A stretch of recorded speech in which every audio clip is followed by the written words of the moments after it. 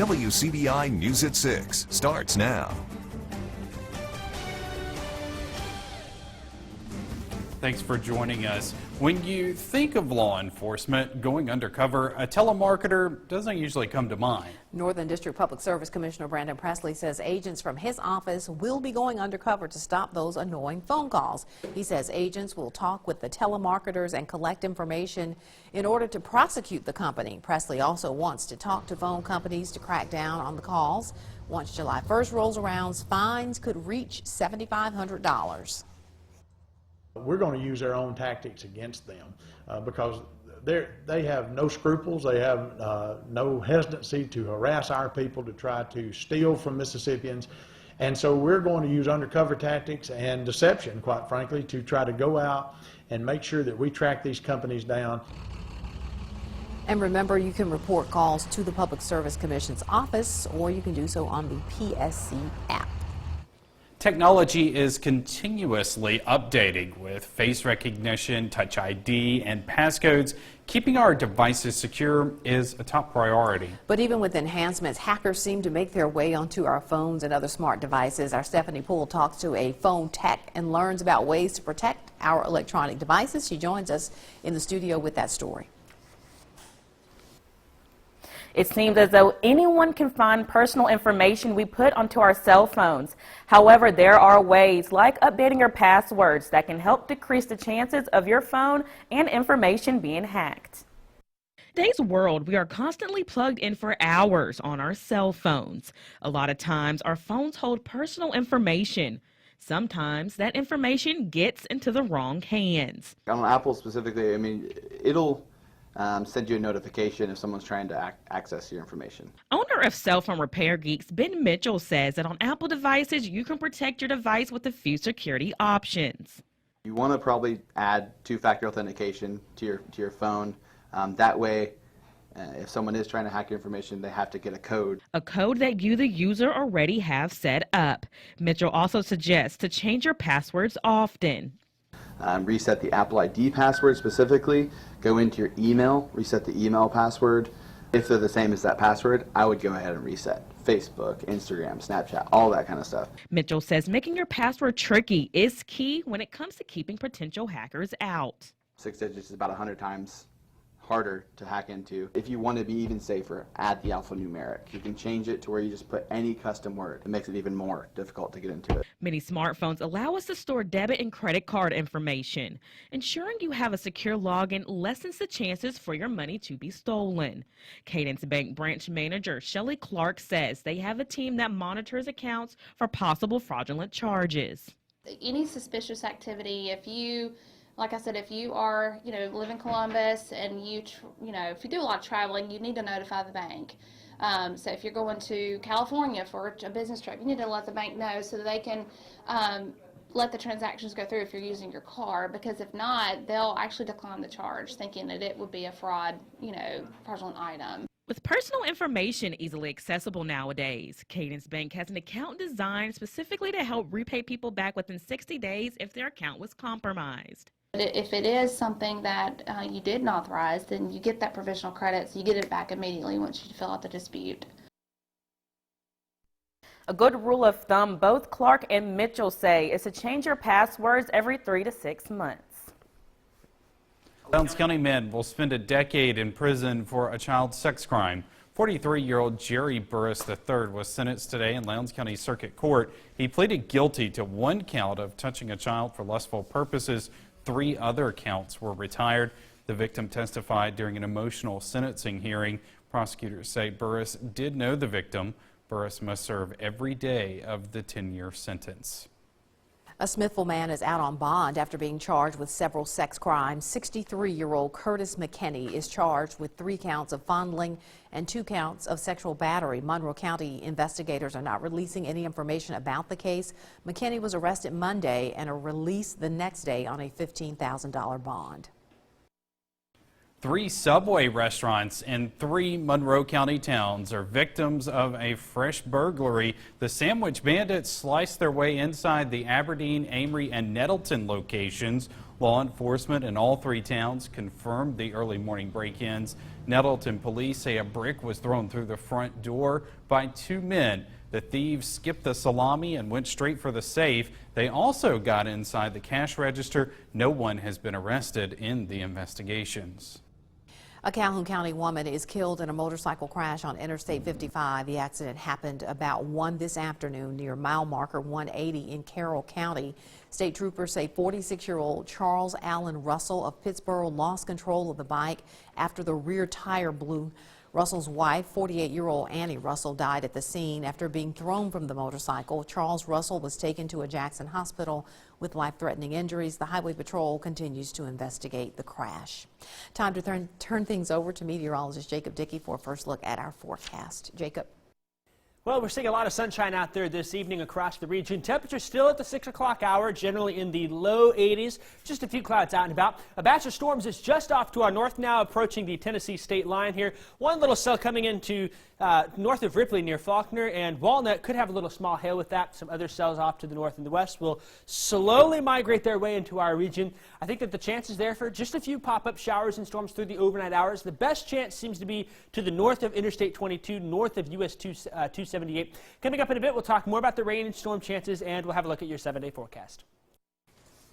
Workers are making progress on the sandbar blocking the Tin-Tom waterway at the Aberdeen Lock and Dam. Tin-Tom Waterway Development Authority Administrator Mitch Mays got an update from the Corps of Engineers earlier this week. They're hoping the waterway will reopen within the next week. Our Jory Talley joins us live in the studio with more on this story.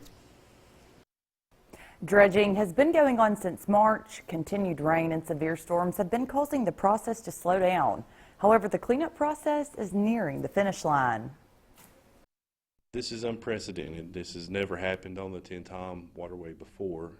The situation with the continuous rains and storms has been an issue that we've never seen before. So I've described this as a generational type event. And with a generational event comes what seems like a generational amount of work. This is what's left of the sandbar that stretched across a large part of the Tin-Tom waterway here at the Aberdeen Lock and Dam. Heavy rains and severe storms dumped tons of sediment into the waterway back in February, early March, bringing river traffic and business to a standstill. It's been of great concern. It's cost business and industry a lot of extra money in shipping, using other modes that they had not been using and were not set up for.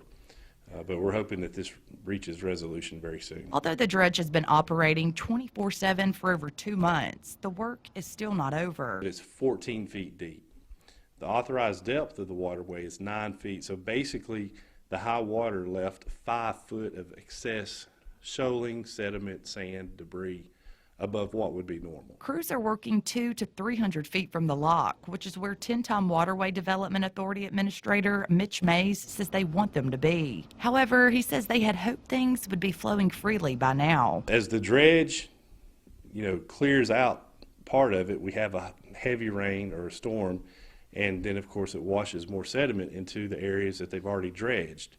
So that's adding to the time that it takes to get the waterway back open. Although the waterway isn't completely back open until the work is done here, there is some good news downstream. The waterway was open as far north as Columbus, so from Mobile to Columbus, it's been business as usual. There's been a couple little places where they've had to go in and clean up around the Columbus port, but those have been addressed and fixed.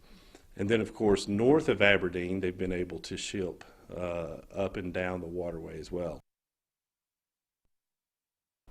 May says he's been told crews had estimated that particular sandbar had over 600,000 cubic feet of sediment in it. The research of what was considered a childhood disease has many adults now worried. We have what you need to know when we come back.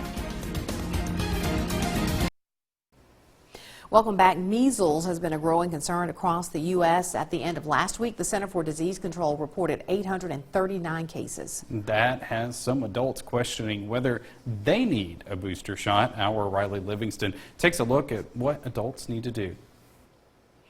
Though no measles cases have been diagnosed in Mississippi, a person with the virus reportedly traveled through the Magnolia State in April, and that was enough to spark fear. I had a lot of adults asking me if they needed to have their titers checked, and a titer is simply a blood test to determine immunity, or whether they needed a repeat vaccination. The short answer is probably not. Dr. William Rosenblatt says most people are immune. If you were born before 1960, you were probably already exposed and built an immunity. And if you were born after, you probably got vaccinated. But there are some special cases. Most people have lifetime immunity to the measles. Now, there might be circumstances where your immune system's compromised later in life. And again, that's a case where you want to talk to your doctor and ask that question. A report from the Center for Disease Control says the measles have been reported in Georgia, Tennessee, and Texas. But Dr. Rosenblatt says the chance of it spreading to Mississippi is low. Well, Mississippi, while we rank 50th in most things, we're very good vaccinators. And so we're one of the country's leaders in vaccination rates. So for that reason, most Mississippians are already sort of innately immune if you were born in this area. But if you do have concerns, there are some steps you can take. I mean, you can always get another round of the vaccine, which is the booster. There's no harm in getting the vaccine if you've already been immunized. And so if there is question or concern, you can just do that. The other option you have is to come and see us, and we can draw a blood test, that titer we discussed, to see if you are immune or not and kind of make that determination then. Dr. Rosenblatt says if you travel for business or for vacation, it might be a good idea to get tested to make sure you are immune. Well, we're watching for a few isolated to scattered storms tonight into the day on Thursday. Overall, though, things are looking very dry. Some summer weather, that is the heat and humidity, is also arriving. I've got all those details coming up after the break. Your WCBI First Alert AccuWeather forecast with meteorologist Jacob Dickey. Very warm out there still this evening at the 6 o'clock hour. Tupelo at 84. We've been seeing those south winds between 5 and 10 miles an hour through the day, helping to bring in a little bit of Gulf moisture. Dew point now in Tupelo is at 59. As we look ahead here, a band of showers and storms off to our north is slowly working its way to the south and to the east here. Got one storm that's weakening here as it moves into Tippah County north of Ripley. Some other cells off towards the Memphis area. We'll have to wait and see if they end up making it this far into the area, but I still think the chance is there for perhaps a few scattered storms. Temperatures 81 in Amory, 80 in Iuka, it's 86 in Louisville, and 83 in Winona at this hour. As we go through the next couple of hours, once the sun sets, temperatures will fall fairly quickly here. I think by 9 o'clock or so, we'll be in the upper 60s and low 70s. And I'm going to go ahead and just keep the chance for a few scattered storms as we go through midnight or so. Maybe after midnight, an isolated shower can't be ruled out, but overall, I think many of us will be staying dry tonight.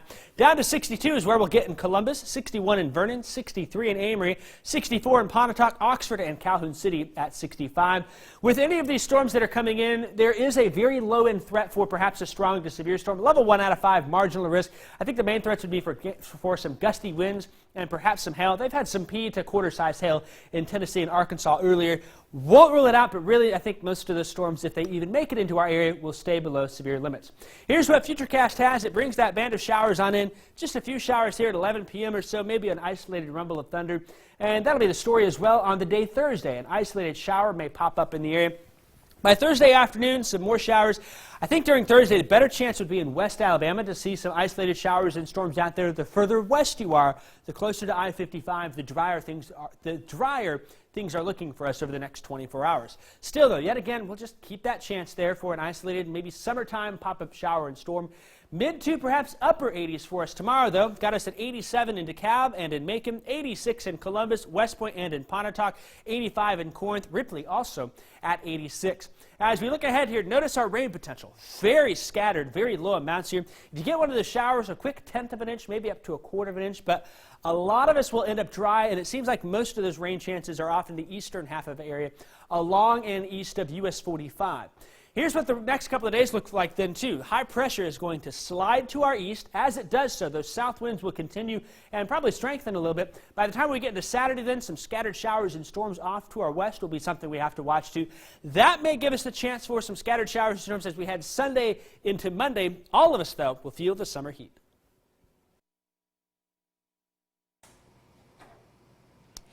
If you're ready to make a career move or looking for a job, get your resumes ready and come to the Starkville Community Job Fair. It's going on tomorrow from 10 to 1 at the Starkville Sportsplex. More than 30 businesses will be there from a variety of fields, including industry, education, healthcare, and military. Employers will be taking resumes, conducting on-the-spot interviews, possibly even hiring.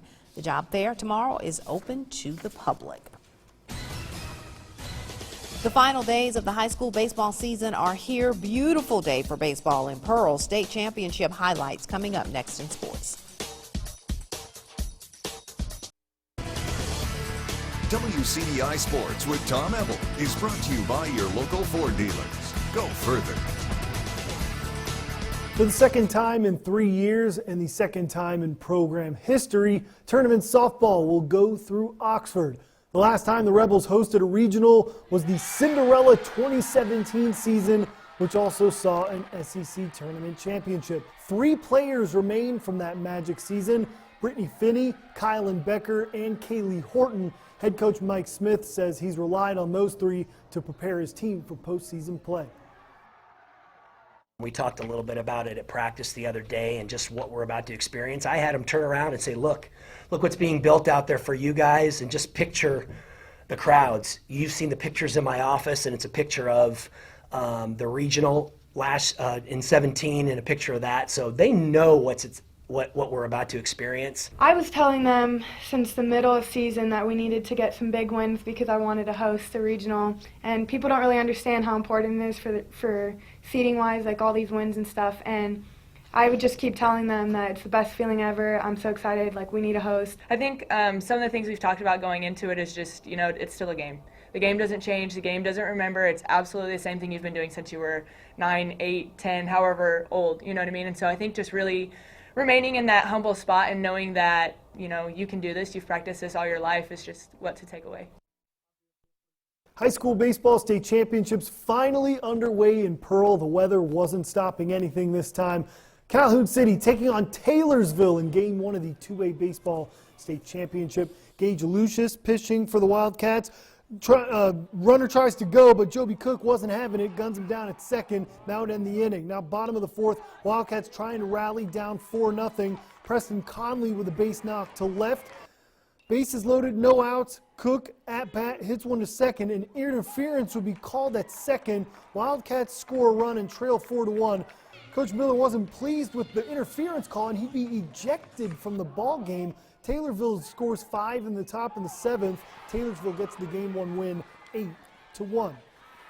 North Pontotoc in action for the 3A state title, taking on McGee. Top first, McGee looking for a base hit, but Ethan Dyer says no soup for you. An incredible snag for the out to get out of the inning. Bottom second tie ball game.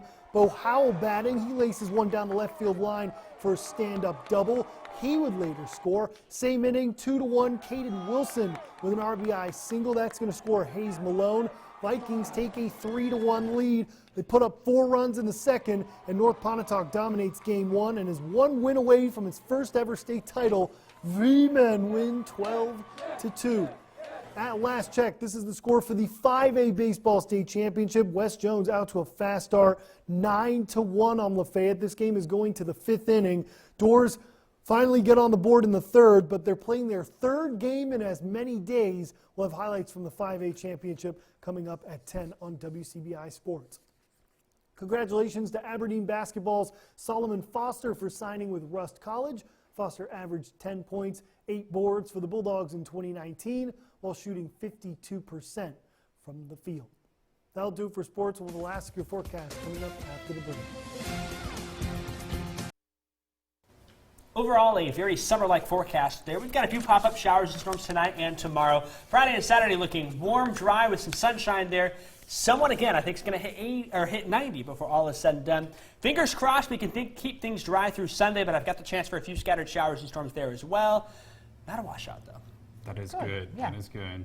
We've had so much rain lately. It's good to see the sunshine. We really have. Seems like we're drowning a little bit in some spots here. Record rainfall totals. Still, we're above average this month by 3 inches. Oh, wow. Well, the 90s are here. Glad to see the sun. All right, thanks for doing so, everyone. Have a good night.